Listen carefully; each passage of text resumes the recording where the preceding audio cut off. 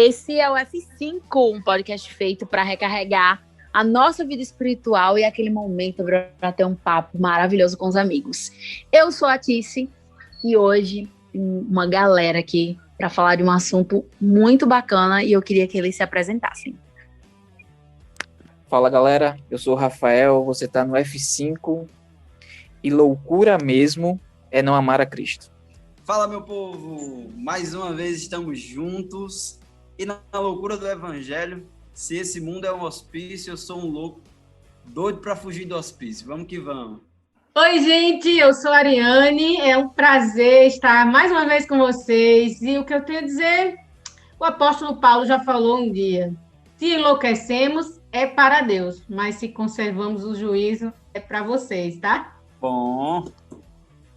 Fala pessoal, eu sou o Malon, pastor aqui na cidade de Apodi. Prazer estar aqui com os amigos do F5 para falar sobre a loucura do Evangelho. E loucura mesmo é ser normal nesse mundo, viu?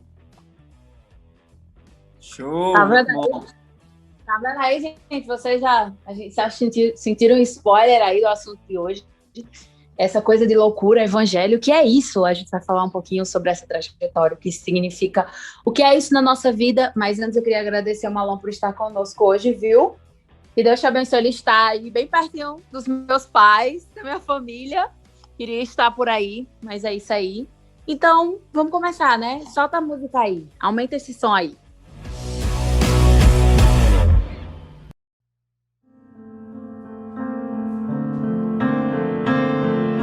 Então, a loucura do evangelho. Vocês já pararam para pensar como o povo que acredita na Bíblia, que vive correndo atrás de Jesus, né? Eu acho que a gente nunca corre atrás, mas assim, aparentemente, a gente vê pessoas que vão para outros lugares, pessoas que mudam a sua vida, pessoas que são completamente transformadas e a gente não consegue entender o que é isso. Por que quando a gente conhece Jesus e quando a gente encontra com ele, há uma transformação incrível e difícil de ser explicada e entendida por muita gente que ainda não teve esse encontro. E hoje o nosso convidado, né, Malon, é uma pessoa que teve esse encontro, que tem esse encontro. Ele é pastor, né, em Apodi, como ele falou para vocês. E olha, vou dizer, viu, sua fama é maravilhosa, viu, pastorzão? Olha muito aí, querido, muito abençoado. E isso é um presente, né? Porque a gente sabe que quando nós abençoamos a vida de outras pessoas, a gente sabe que é porque a gente teve um encontro com o nosso mestre. E eu queria que você falasse um pouquinho pra gente sobre sua trajetória para se tornar um pastor. O que aconteceu? Por que essa decisão? Já que, se você que está nos ouvindo não sabe, a vida de pastor é uma vida muito difícil, tem que abrir mão de muitas coisas e às vezes é difícil até entender, mas por que você escolheu isso? Então eu queria que você falasse um pouquinho da sua trajetória para a gente aqui. Tá certo, Tice. Bom, eu sou adventista de berço, né? Para quem não está acostumado com esses jargões, eu nasci numa família adventista. Costumo até brincar que, como eu sou da região norte, ali do antigo norte de Goiás, onde hoje é Tocantins, eu não sou nem adventista de berço, eu sou adventista de rede, porque lá o povo dorme na rede. E tendo nascido numa família adventista, a gente vê essa possibilidade de ser pastor como algo real, assim. É comum que meninos adventistas sonhem em ser pastor ou falem em ser pastor. Nem todos chegam a concretizar esse sonho. Mas eu recebi a influência, além do núcleo familiar ali, eu recebi uma influência muito positiva de um tio que é pastor. Pastor José Pereira, conhecido como Pastor Pereira, jubilou-se em 2019, depois de 35 anos de ministério. Ele foi a primeira pessoa da família toda a fazer faculdade, a estudar, para vocês terem uma ideia. Então, a influência dele sempre foi muito grande, muito positiva, assim, e era alguém para quem a gente olhava e pensava, eu quero ser igual esse camarada. Acontece que essa influência, um tanto muito positiva, claro, sempre, mas por algum motivo, ali com cerca de 15 anos de idade, eu estudava na escola adventista, lá em Goiânia, Escola Adventista do Jardim Novo Mundo. Eu era um menino muito ativo, vamos dizer assim, e eu era frequentador assíduo da diretoria, era um menino bastante assíduo ali na sala do professor Anísio. E em uma dessas idas, muitas idas à diretoria, à sala do professor Anísio, ele disse a mim que da próxima vez que eu fosse à sala dele, ele iria dar a minha transferência, eu seria expulso da escola.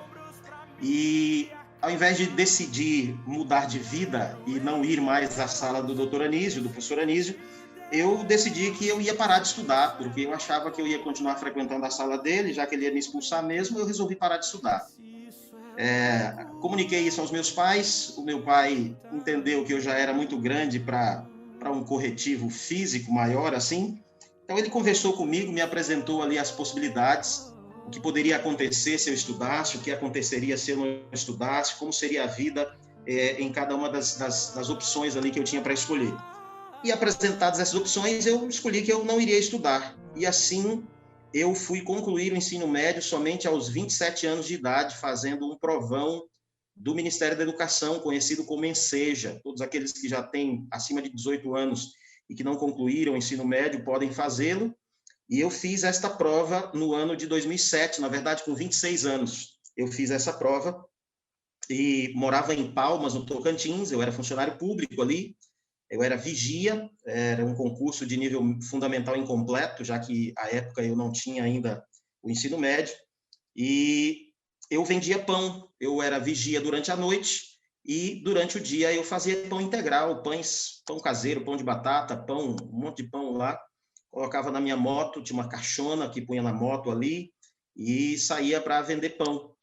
E esse sonho da teologia foi se tornando cada vez mais forte, depois que eu fui ficando maior. Ali por volta dos 19 anos, 18 anos, eu entrei para a colportagem, ainda sem o ensino médio, obviamente, e eu tive ali as minhas primeiras oportunidades de pregar. E eu lembro ainda da primeira vez que preguei, foi um negócio terrível, terrível. Eu planejei falar uma meia hora, eu consegui falar 5 minutos com muita dificuldade. Mas à medida que eu fui pregando, foram me dando outras oportunidades, eu com coragem fui atendendo aos convites, e você vai melhorando ali a forma de fazer, vai aprendendo alguma coisa. E então eu comecei a ouvir das pessoas, algumas pessoas diziam, olha, por que você não faz teologia? Você devia fazer teologia e tal. E isso foi fortalecendo isso. Mas aí agora tinha que terminar o ensino médio, que eu só fui terminar aos 26 anos, no ano de 2007, prestando vestibular para teologia em 2009, com uma certeza absoluta de que eu passaria, mas eu não passei.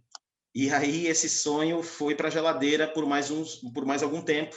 E em 2012, então, final de 2012, eu prestei o vestibular para o UNASP, passei, Deus abriu as portas miraculosamente e eu fui estudar no UNASP. Lá eu conheci Dona Karen Pereira, minha esposa, conhecida de vocês aí, e nos casamos no final do primeiro ano da faculdade. E quando terminou a faculdade, então, de teologia, não tinha chamado. Eu me formei num período onde havia uma escassez de chamados, a igreja não tinha condições de absorver todo mundo, uma crise financeira, muita gente se formando, e não havia espaço para que a igreja absorvesse todo mundo que se formava. E então nós recebemos um convite para ir para Goiás como obreiro. E eu fui, então, para Goiás. A princípio eu fui sozinho, fiquei ali um mês e pouco sozinho. Minha esposa era nutricionista no Cevisa e cerca de um mês e pouco depois, foi o prazo dela cumprir aviso no Cevisa, ela deixa o trabalho e vai para Piracanjuba, Goiás, uma cidade ali a 70 quilômetros, a cerca de 90 quilômetros de Goiânia, 70 quilômetros de Caldas Novas. E ali nós ficamos durante 1 ano e 3 meses como obreiro ali, formado em teologia, os irmãos chamavam a gente de pastor, era tratado até pelo próprio pastor do distrito como um pastor associado dele ali, mas não era oficialmente pastor, um chamado pastoral. Eu fui obreiro ali em Goiás durante 1 ano e 3 meses, e dali, então, nós partimos para o Amazonas, depois, numa outra situação. Gente, é completamente diferente, né, a história dele, porque vocês não ficaram pensando, ele é adventista desde criança, né? E geralmente você percorre um caminho meio que conhecido. Você fez um caminho completamente aleatório e muito mais difícil para chegar onde você chegou. Talvez quando eu disse, eu sou adventista de berço e tal, aquela introdução ali, alguém pensou, bom, mais do mesmo, trilhou um caminho reto e plano e chegou. Não foi assim. Isso aqui é um breve resumo. Eu fui um adolescente que deu muito trabalho, na verdade, até aí uns 20 e poucos anos, até passar nesse concurso para vigia em Palmas, no Tocantins. Eu alternei idas e vindas no Ministério da Comportagem como efetivo, mas sem muito sucesso, não por culpa da comportagem, obviamente. A comportagem é uma coisa de Deus, que acho que todo jovem adventista devia viver essa experiência pelo menos uma ou outra vez na vida. Mas foram idas e vindas sem muito sucesso e muitas dificuldades e meus pais, muitas preocupações aos meus pais, porque o pai, a mãe, que vê o filho ficando adulto e não consegue deslanchar na vida, isso gera preocupações, isso gera algum tipo de desgosto, assim. Então, não foi um caminho plano, não, foi um caminho difícil. E eu até, quando fui convidado para participar aqui do F5, eu fiquei pensando, bom, as pessoas às vezes querem ouvir, ou estão acostumadas, ou querem, não sei, ouvir histórias assim, vou colocar entre aspas, assim, histórias bonitas, assim, coisas miraculosas, assim, aquele romantizando, assim, o milagre e tal. E Deus faz milagres de várias maneiras, Deus usa diversas pessoas. Eu costumo brincar que se Deus usou até a jumenta de Balaão, ele pode usar o Malom, ele pode usar qualquer outra pessoa. E eu fico imaginando que Deus precisou reajustar a minha rota diversas vezes, sabe? Como um GPS, onde você vira na rua errada e ele recalcula a rota para te levar para o mesmo ponto. Eu não consigo nem imaginar quantas vezes Deus precisou recalcular e reajustar a rota para me trazer até aqui. Eu creio que poderia ter chegado aqui, onde estou, no ministério, muito mais cedo, se tivesse dobrado as esquinas certas da vida que Deus me apresentava. Mas você que está nos ouvindo aí, se você se sente chamado por Deus para alguma coisa, mas por algum motivo você dobrou alguma esquina errada dessa vida, não se desespere. Deus pode recalcular a sua rota e fazer você chegar lá exatamente onde Ele planejou.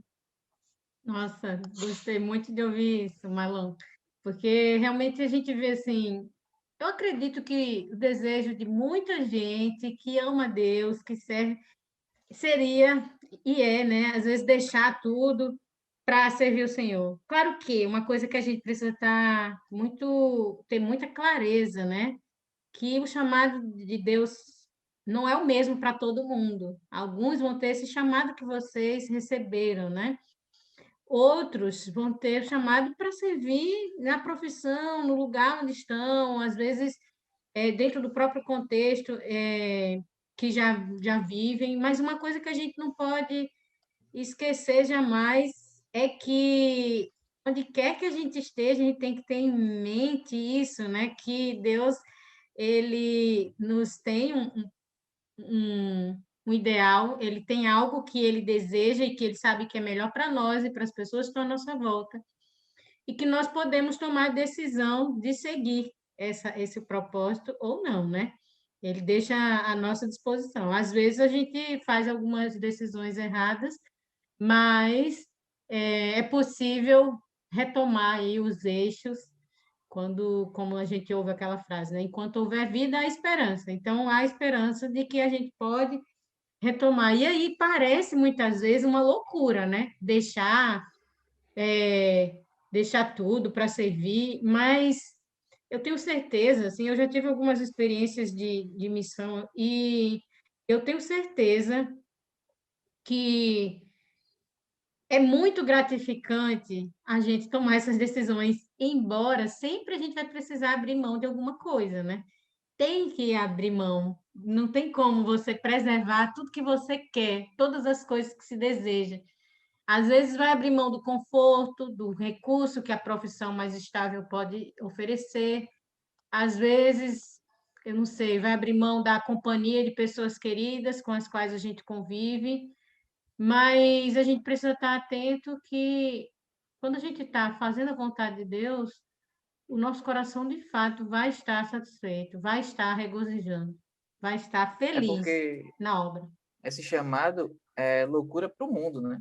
Sim, Mas para a Rafael. pessoa que encontrou o tesouro escondido, ela sabe o valor que tem aquilo. Exato. Então, aos olhos da sua família, do mundo, dos amigos, pode ser loucura o que você está fazendo, você abrir mão de alguma coisa. Mas para a pessoa que encontrou o tesouro, como diz na parábola, aquilo é muito valioso. Paulo diz que considerou tudo como refúgio, como lixo, por causa que conheceu a Cristo. Então, quando a gente entende o valor que tem o chamado, para o mundo pode parecer loucura, mas a gente sabe em quem a gente está crendo. Eu queria... Desculpa, Rafael. Não sou eu, Máquio. Na verdade, Márcio, diga aí. eu queria comentar uma coisa que eu acho interessante nisso aí, na sua história, né, pelo menos nesse início. Antigamente, alguém que fazia o vestibular para teologia, né, decidia ser um pastor, ele meio que tinha, vamos dizer assim, uma certa garantia, né, de que ia ter um chamado, né? Claro, se ele se destacasse, obviamente, né, tivesse perfil, mas ele sabia que teria um chamado porque o campo é vasto, né, e tal. Hoje já não é mais assim, né? Você fazer vestibular para um curso que você sabe que no final pode ser que você nem receba uma proposta de trabalho. Você talvez não tenha o que fazer, porque por inúmeros motivos, como você mesmo citou, né? De crise financeira, enfim, a demanda também. Enfim, não havia uma certeza de que ao final do curso eu serei pastor e vou trabalhar, né, na obra e pronto. Não tinha isso. Ou seja, era mais ou menos como Deus fez com Abraão, né? Ó, se levanta, deixa a tua parentela, né? Deixa a tua terra, o conforto que você tem e vai para o lugar que eu te mostrarei. Você não sabe como vai ser, não tem garantia de nada, mas eu sou a sua garantia, né? Quando eu fui fazer teologia, Máquio, ainda era assim, quando eu prestei vestibular, ainda a gente vivia essa fase onde todo mundo que se formava era chamado para o ministério, salvo se ele tivesse alguma conduta muito questionável durante o teológico. Então, eu me lembro ainda de que em conversa com amigos lá no Tocantins, sobre esse desejo de fazer teologia, eu me lembro de falar isso e hoje, lembrando do que eu disse, ouvindo aqui, me ouvindo, eu percebo como isso soou arrogante, assim. Mas eu dizia o seguinte, olha, eu vou fazer teologia, e eu disse assim, eu tenho medo de não conseguir terminar o curso financeiramente e tal, mas eu não tenho medo de ficar sem chamado. Eu disse, eu tenho certeza que eu vou ter chamado. Porque existia havia uma demanda grande e a gente tinha aí 2 faculdades de teologia. Logo depois nós passamos a ter 3 e durante a minha faculdade nós passamos a ter 4. A gente tinha na Bahia e em São Paulo, depois abriu em Belém, lá no Pará, e depois no IAP. Então, só que esse aumento da oferta de teólogos, assim, de futuros pastores, coincidiu exatamente com uma diminuição da necessidade, assim, da demanda, e também com crise financeira e tudo mais.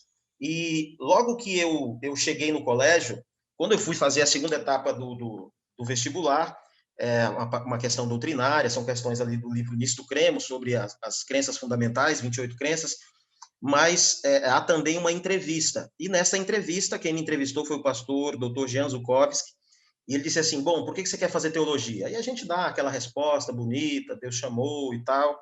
Ele disse, mas você sabe que a igreja não tem nenhuma obrigação de te contratar. Eu disse, sei. Mas na minha cabeça eu disse assim, sei, mas eu sei que vai. Porque eu pensei, tá tudo certo, Deus me chamou, eu tinha convicção de que ele me chamou. E de fato, ele me chamou. Só que quando nós entramos na faculdade, quando eu entrei na faculdade, logo no final do meu primeiro ano, a turma que se formou em 2013, já tiveram alguma dificuldade para chamada. E cerca de 15 deles já ficaram para trás. E o comum era que, ao final da faculdade, na formatura, todo mundo já estava chamado. E sobraram ali uns 15 camaradas, mas que até julho do ano seguinte estavam todo mundo no ministério. E a partir daí veio 2014, 2015, e cada vez sobrando mais gente, cada vez sobrando mais gente. E quando chega na minha vez, enquanto que 2013, dos cerca de 100 formandos, sobraram uns 15, o restante todo tinha chamado, quando chegou na minha vez de me formar, foi exatamente o contrário. A gente tinha uns 10 ou 15 chamados no momento da formatura, e todo o restante estava sem chamado. Todo o restante não sabia o que fazer. Era uma situação tão ruim assim que você ficava ali entre se alegrar com o chamado do amigo, quando você sabia que o amigo tinha recebido o chamado, a gente oscilava entre a alegria pelo chamado do amigo e a tristeza porque o seu não veio. Então, foi um período muito difícil. Minha esposa trabalhava no Cevisa, a gente poderia perfeitamente ficar por ali, ela tinha um bom emprego,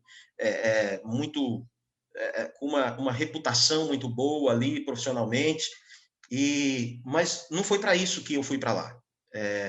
E a gente começou a orar, e muitas vezes eu orei, chorei, briguei com Deus, Senhor, me arruma um lugar para trabalhar.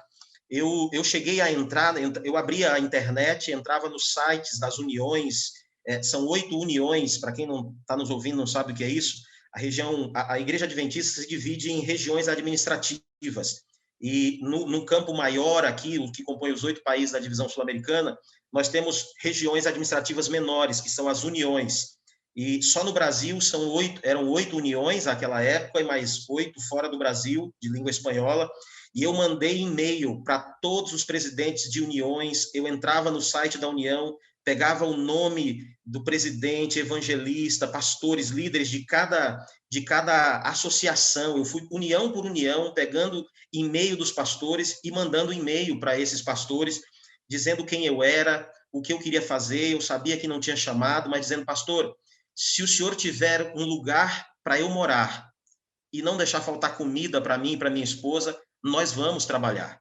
E eu mandei e-mail para praticamente todo mundo, todos os líderes da igreja no Brasil e na América do Sul. Recebi resposta de pastor da Argentina, agradecendo o contato, dizendo que ia colocar o meu nome, disponibilizar ali para os colegas, se alguém precisasse e tal. Mas esse convite não veio. E isso foi dando um negócio tremendo no coração, assim. Você fica, puxa vida, eu sei que Deus me chamou, mas se Deus me chamou, por que esse chamado não se concretiza agora? Por que eu estou aqui esperando agora, sabe? E aí é difícil. Aí você falou aí de Abraão, não sei se foi Marco ou foi Rafael, falou de Abraão, que vai para um lugar que eu vou te mostrar. E aí, lembrando que Abraão morreu sem tomar posse da terra, sem tomar posse ali, de fato, da promessa. E eu não sei se Abraão se angustiou durante em algum momento por conta disso, mas eu fiquei algum tempo de bastante angústia, assim.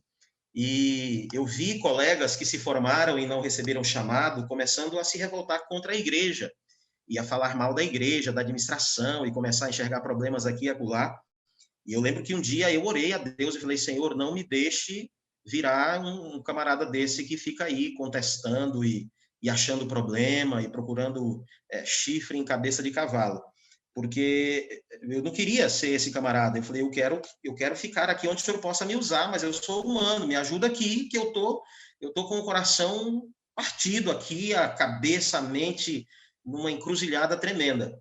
E chegou, então, esse convite para ser obreiro em Goiás. Era um bom salário, e mais do que um bom salário, era uma excelente oportunidade para trabalhar, mostrar serviço, e quem sabe dali, então, conseguir um chamado para o ministério. Mas foram dias difíceis até este convite para trabalhar em Goiás como obreiro. Rapaz, quem vê assim, não sabe o quanto o caba chora e ora para que as coisas dê certo, né?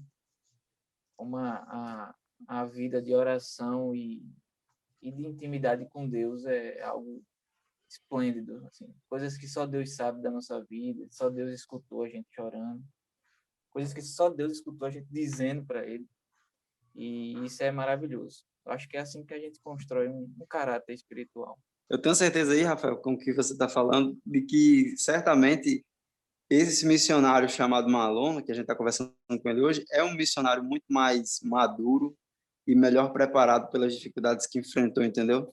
Deus estava forjando um missionário segundo o coração dele.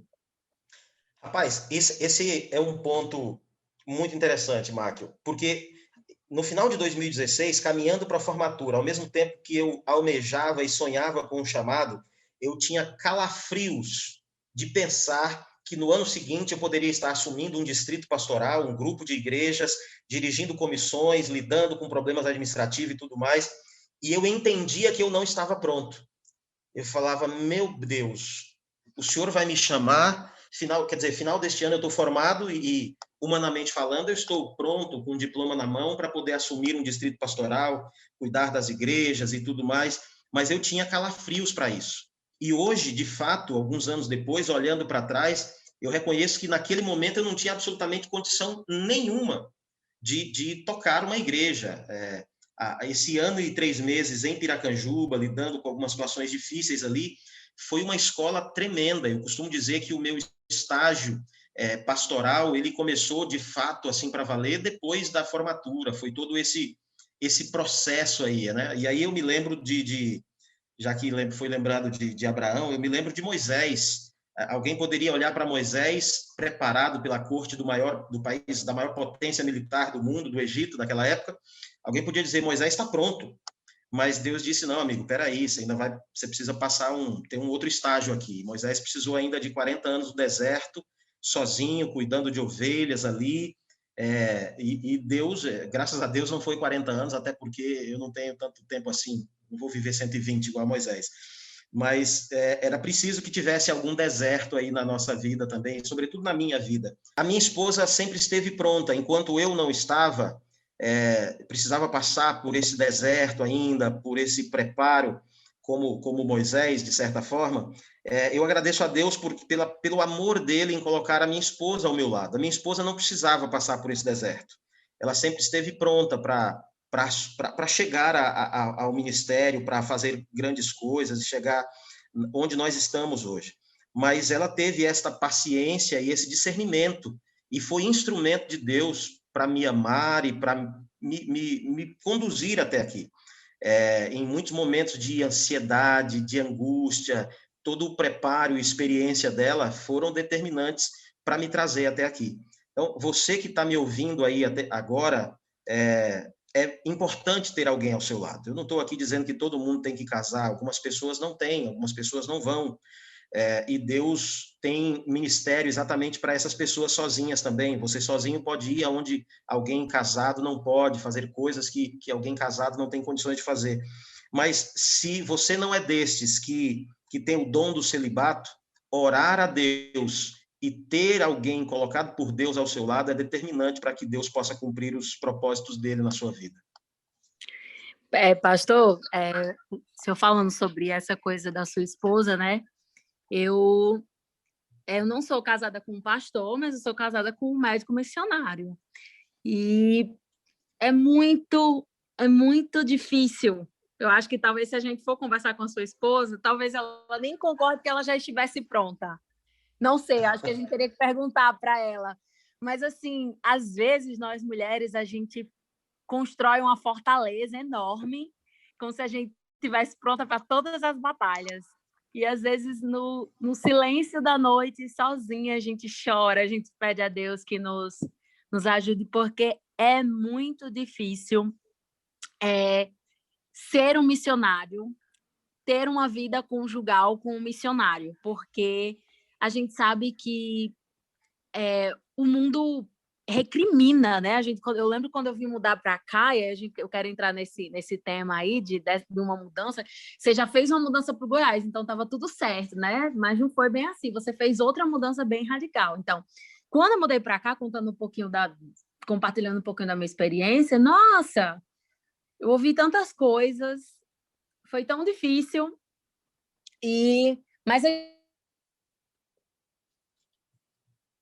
gente sabe quando é o chamado dele, e a voz dele é irresistível, seja para você ingressar na profissão, seja para você ingressar no relacionamento, seja para você mudar, o chamado de Deus é irresistível, porque é tão certo que é difícil de explicar. Às vezes a gente escuta conselho de pessoas que nós amamos e a gente não consegue entender a imensidão de quando é com Deus, quando Deus fala assim, vai, ide. Eu quero você aqui, eu não preciso, mas eu quero você aqui. Isso é incrível. E você e sua esposa viveram outra missão incrível, outro chamado incrível, e eu queria que você compartilhasse com a gente um pouquinho dessa mudança maluca para o mundo, e eu queria que você falasse o que as pessoas acharam. Não precisa, né, obviamente, dizer quem são as pessoas, mas assim, como foi a reação das pessoas quando você disse assim, não, nós vamos fazer essa mudança aqui, que é super, hiper, mega radical? Antes de o maluco começar, quando ele terminar, eu digo o que eu pensei. E assim, a gente é basicamente da família. Aí eu vou dizer o que eu pensei. Ah, adorei. Ótimo. A gente é da família. Você que não sabe, Rafael é meu cunhado. Um cunhado brother aqui. Olha, é o seguinte. É incrível como Deus recalcula a rota e, às vezes, ele faz esses reajustes na rota quando você acha que está no caminho certo. Ele dá um sacode e fala, oh, não é aqui não, amigo, não se apegue, não é esse o caminho. Parecia tudo desesperador lá no NASP, mas em abril, no dia 1º de abril, antes deixa eu dizer o seguinte, no começo, a cada começo de ano, a gente tem um projeto na igreja de 40 madrugadas ali, que terminam com os 10 dias de jejum e oração. A gente tem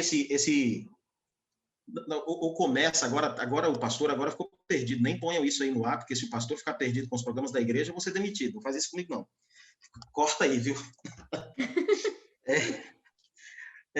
Deixa eu recomeçar aqui. Tranquilo, pode falar que a gente corta. Certo.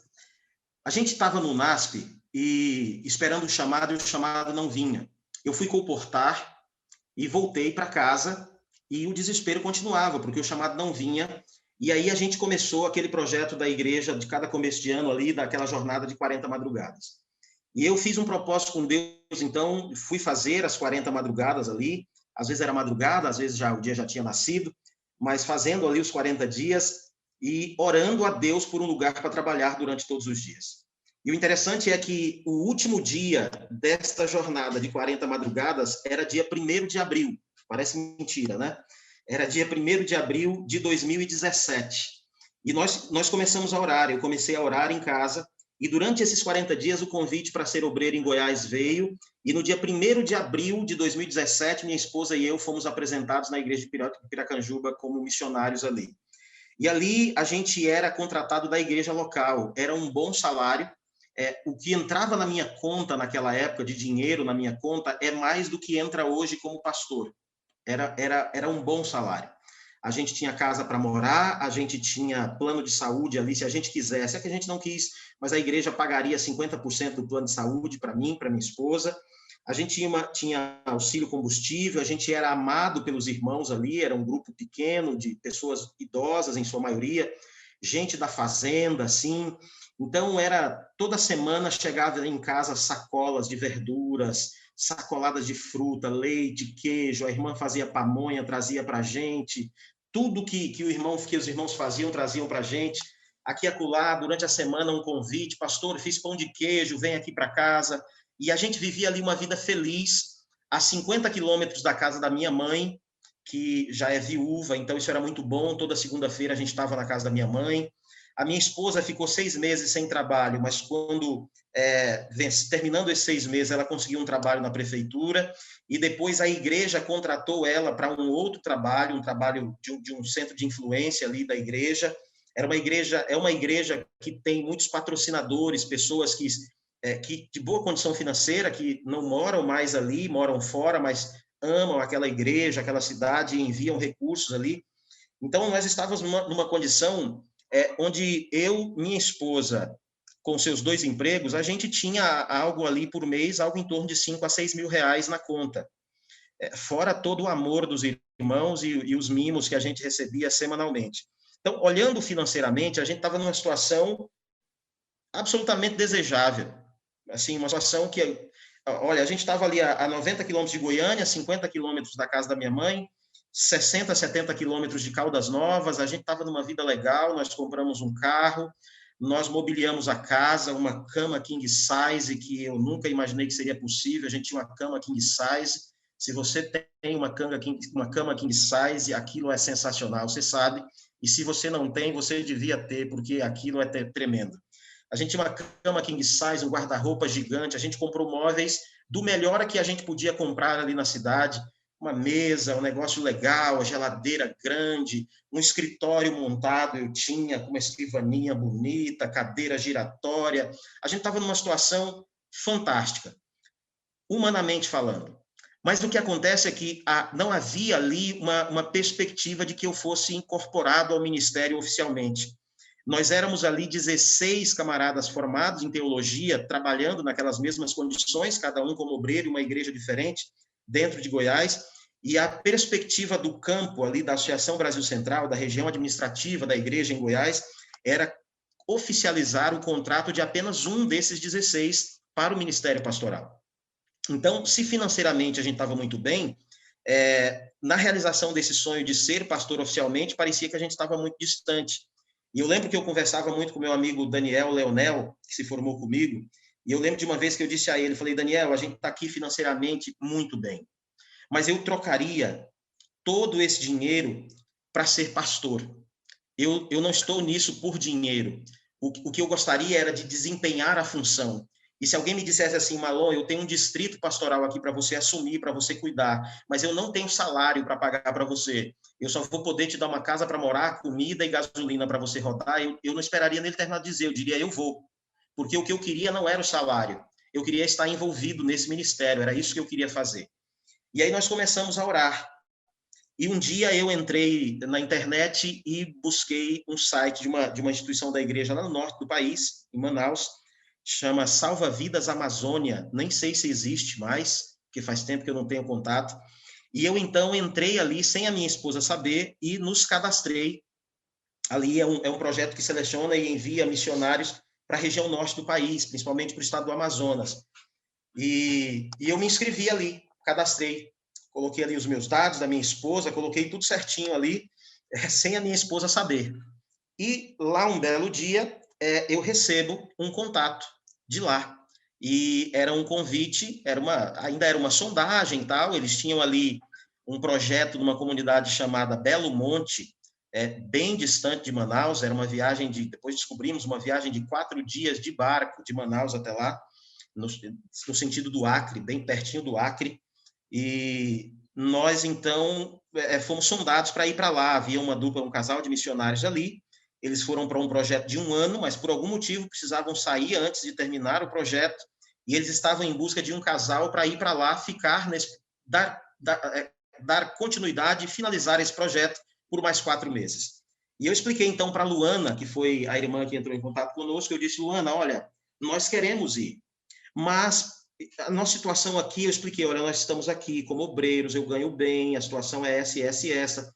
Para a gente sair daqui, eu não tenho onde deixar o carro, deixar os móveis, nós teríamos que pedir demissão do emprego, eu, minha esposa, vender os móveis, vender o carro e ir aí para Manaus, para ir para esse projeto, e a gente precisaria de algo, pelo menos, que durasse 1 ano. Na minha mente, eu imaginava que 1 ano seria tempo suficiente para poder mostrar algum serviço e, quem sabe, abrir uma oportunidade para o ministério. Eu achava que 4 meses seria muito pouco, e abrir mão de tudo que a gente tinha ali para passar 4 meses no Amazonas e depois ter que voltar sem móveis, sem carro, sem nada, para começar tudo de novo, eu imaginava que isso seria muito difícil.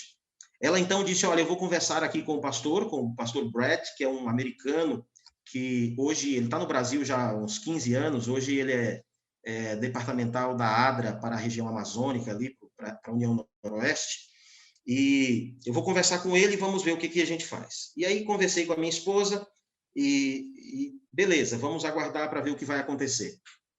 E aí passa 1 semana, 2 semanas, 3 semanas, 1 mês e nada da Luana entrar em contato de volta.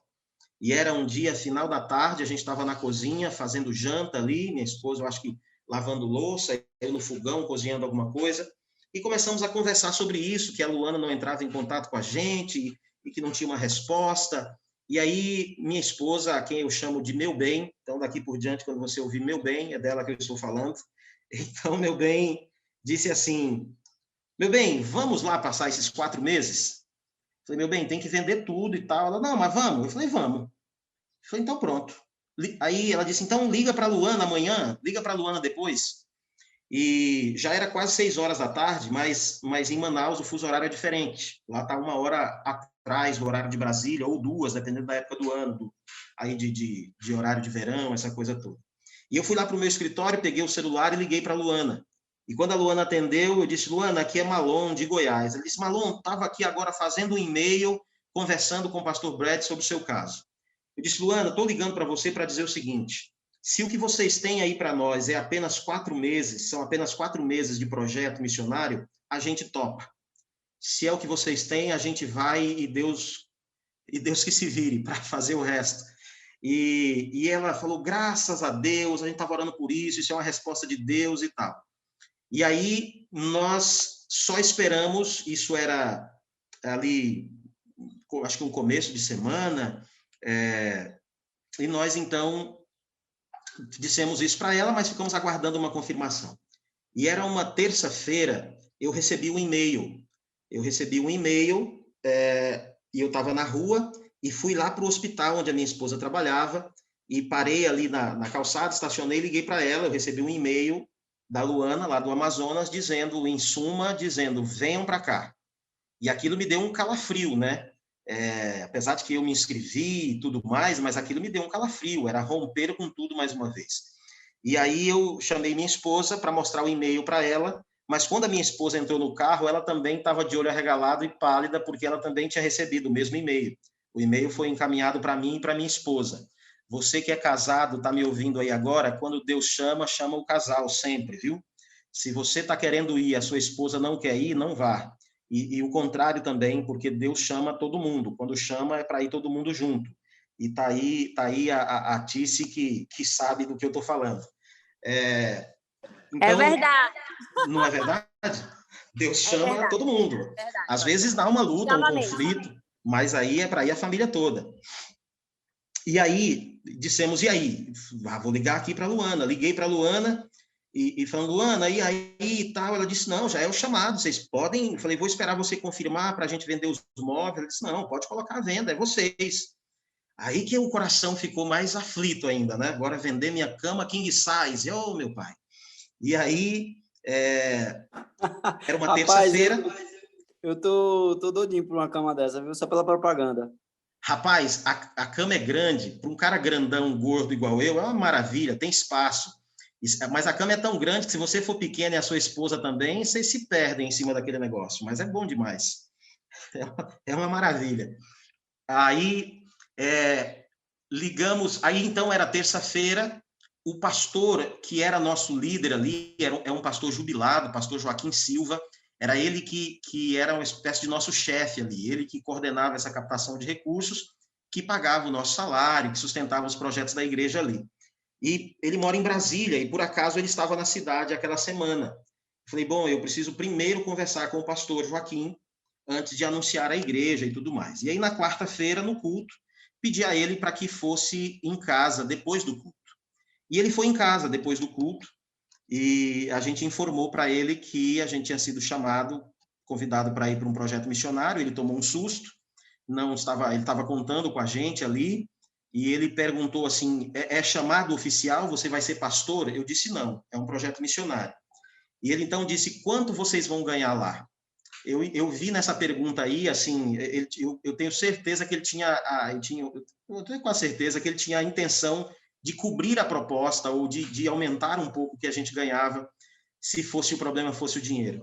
Mas quando ele perguntou, pra vocês terem ideia, eu vou dizer números aqui, eu recebia R$2.000 líquido, mais aluguel, mais as coisas ali, a minha esposa recebia mais 2.000 e pouco de um trabalho, mais 1.600 do outro, e eu disse, quando ele disse, se não é chamado, vocês vão ganhar quanto?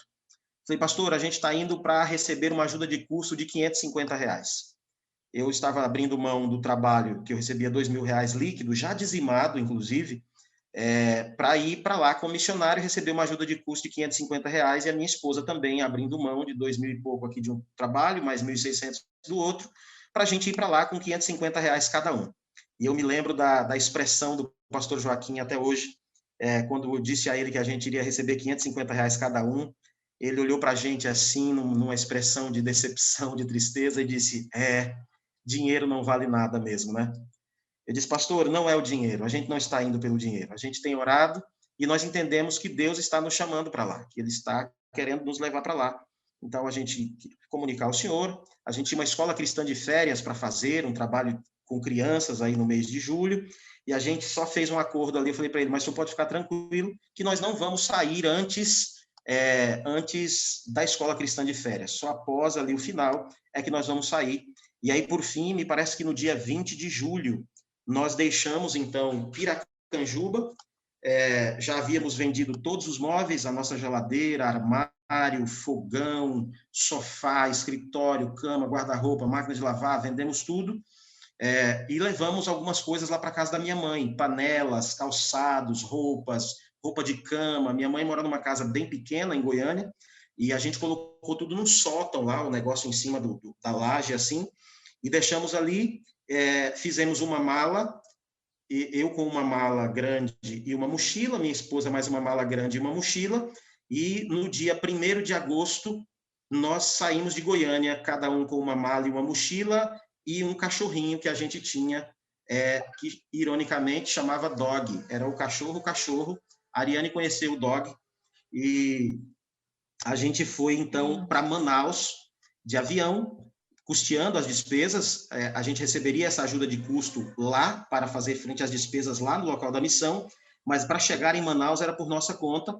Nós, então, pegamos o dinheiro ali que a gente tinha vendido os móveis e tudo, pagamos passagens, fomos para lá, deixamos o carro com um amigo, irmão do coração, fiz uma procuração para ele vender o carro para a gente, e fomos, então, e desembarcamos ali numa quinta-feira, de madrugada em Manaus, num calor medonho em Manaus, muito úmido.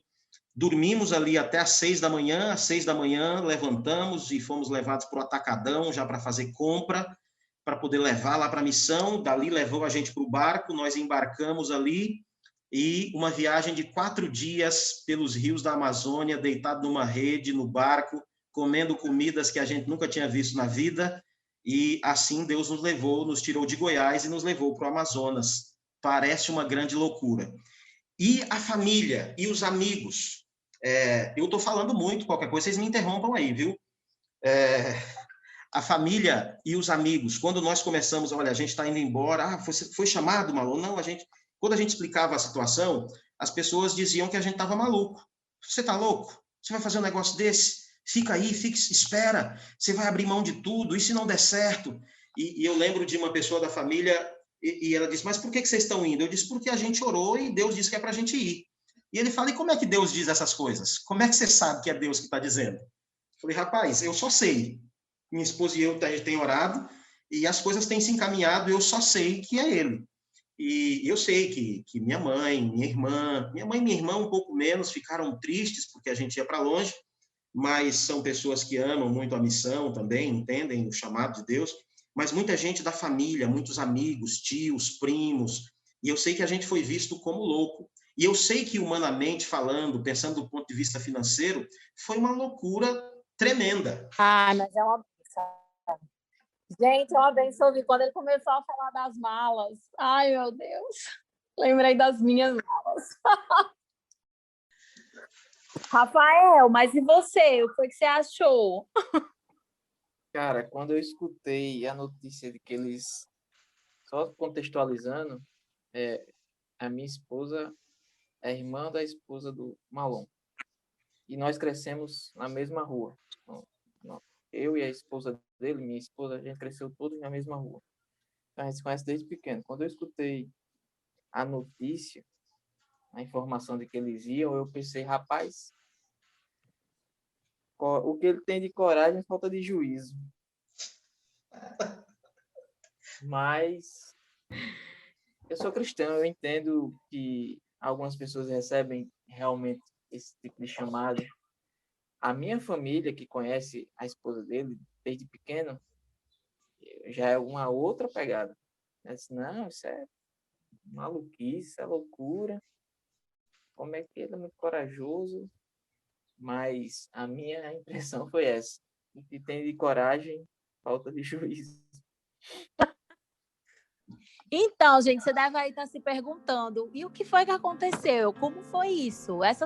O que aconteceu depois dessas 4 horas de barco? Então, para você saber, você vai ter que ficar ligado aí, que a gente vai rolar uma continuação, porque realmente essa história é maravilhosa e nós estamos muito felizes porque você decidiu compartilhar conosco, viu, pastor?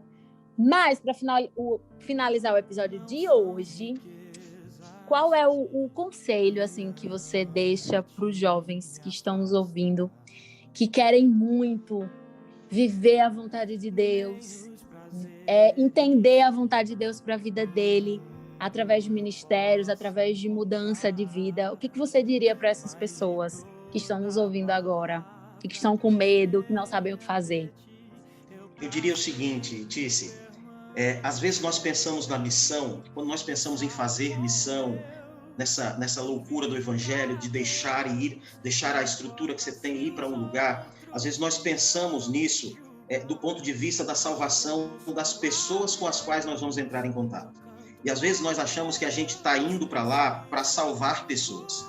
Isto é apenas parte da verdade. Esta eu diria, se você me permite, eu diria que é a menor parte da história. Na verdade, Deus nos leva para estes lugares, para viver estas aventuras, para nos salvar, para me salvar, para meu benefício. E Deus é tão misericordioso que enquanto Ele me salva, Ele me usa para poder salvar outras pessoas. Você que está ouvindo a gente aí, e Deus vem falando ao seu coração, e você sente que Deus está te chamando para fazer alguma coisa, às vezes é para ir para o Amazonas, às vezes é para ir para a África, não é, Ariane? Às vezes é para ir para um outro lugar, mas às vezes Deus está te chamando... Às vezes é só para ir para a esquina, entregar algum livro. Exato. Às vezes Deus está te chamando para ir para longe, mas às vezes Deus está te chamando para perto. Tem muita coisa perto de você que precisa ser feita. Tem muita gente perto de você que precisa ser alcançada. E quando Deus coloca uma ideia na sua cabeça para salvar outras pessoas, saiba que Deus está querendo, na verdade, te salvar. E ao rejeitar o chamado de Deus para ir aonde Ele manda, eu estou rejeitando uma oportunidade de ser salvo. Deus está me transformando, Deus está moldando o meu caráter, Deus está transformando a minha vida. Aceitar o chamado, que parece loucura para as pessoas na maioria das vezes, eu diria que mais do que a loucura do evangelho, é a loucura da salvação. Deus está nos salvando. E eu entendo que hoje, depois de viver as experiências que vivi, eu estou muito mais perto de Deus e mais próximo da salvação, da glorificação, da volta de Jesus, do que eu estava antes. E há um texto que eu gosto muito, eu queria compartilhar aqui com você, que é o texto de Romanos, no capítulo 10, a partir do verso 13, que diz assim: porque todo aquele que invocar o nome do Senhor será salvo. Mas aí o apóstolo Paulo faz algumas perguntas interessantes a partir do verso 14. Como, porém, invocarão em quem não creram? E como crerão naquele de quem nada ouviram? E como ouvirão se não há quem pregue? E como pregarão se não forem enviados? E aí, eu quero dizer para você o seguinte: existem milhares de pessoas, perto e longe, que precisam ouvir de Jesus. E a menos que você aceite romper com algumas coisas para ir aonde Ele manda, essas pessoas, elas... Eu não diria que elas não se salvarão, porque Deus providenciará outro meio para que elas sejam salvas, mas você estará rejeitando uma oportunidade de viver a salvação. Ao anunciar estas pessoas, você vive a salvação e o Senhor salva você. Então, se o Senhor está te chamando, para ser pastor, para ser médico, para ser arquiteto, para ser contador, seja lá o que for, vá, mas vá e faça uso dessas habilidades que você tem para salvar pessoas, porque quando eu faço isso, o Senhor opera em mim a minha própria salvação. Amém, que testemunho poderoso. E eu tenho certeza que você que está ouvindo aí, você quer saber o que foi que aconteceu nessa história. Então você vai esperar pelo próximo episódio para descobrir como foi essa experiência considerada como uma loucura, como algo inimaginável, nesse mundo em que a gente busca tanta estabilidade o tempo todo, a gente cresce ouvindo essa palavra, a gente fica adulto perseguindo essa estabilidade, e aí quando a gente olha para pessoas como o pastor, a sua esposa, nós percebemos que há uma outra vida que Deus tem preparado para nós, e talvez não seja essa vida tão estável quanto você esperava. E aí você vai descobrir como foi essa experiência. É só ficar com a gente para o próximo episódio. E agora eu queria pedir para o pastor orar conosco para finalizar esse episódio tão especial. Já agradecendo por cada palavra que com certeza inspirou nossa vida. E eu tenho certeza que as pessoas que estão nos ouvindo também. Bom, vamos orar. Mas antes de orar, deixa eu dizer para você que nos ouve o seguinte: eu não sou em nada melhor do que você. Eu sou apenas um ser humano pecador como qualquer outro. Na verdade, eu acho que o fato de que Deus me chamou para esta obra é exatamente porque eu sou pior do que a maioria. Alguns podem ser salvos na sua vida comum, indo para a igreja aos finais de semana. Outros, para serem salvos, Deus fala, esse aqui eu vou ter que pôr ele na missão, para ele fazer da Bíblia um instrumento de trabalho dele, para ver se eu consigo salvar esse miserável. Mas saiba que Deus tem lugar para todo mundo, até para os miseráveis como eu. Vamos orar. Querido Deus, obrigado, Senhor, por esse momento aqui com amigos, onde podemos compartilhar as experiências que o Senhor nos permitiu viver. Obrigado porque miseráveis pecadores como eu, como nós, podem e são usados pelo Senhor. Primeiro, pela tua misericórdia para conosco mesmo, para a nossa própria salvação. E depois, porque o Senhor nos usa para levar a salvação a outras pessoas. Abençoe aqueles que nos ouvirão, aqueles que nos ouvem. E se estão, porventura, pensando em alguma coisa, se há uma semente ali no coração, por favor, faça germinar e plante esta loucura no coração de todos os seus filhos. Se isto é ser louco, sejamos todos loucos por Jesus, loucos pelo Evangelho, loucos para ser salvo e loucos para salvar. Nós oramos agradecidos, em nome de Jesus. Amém, Senhor.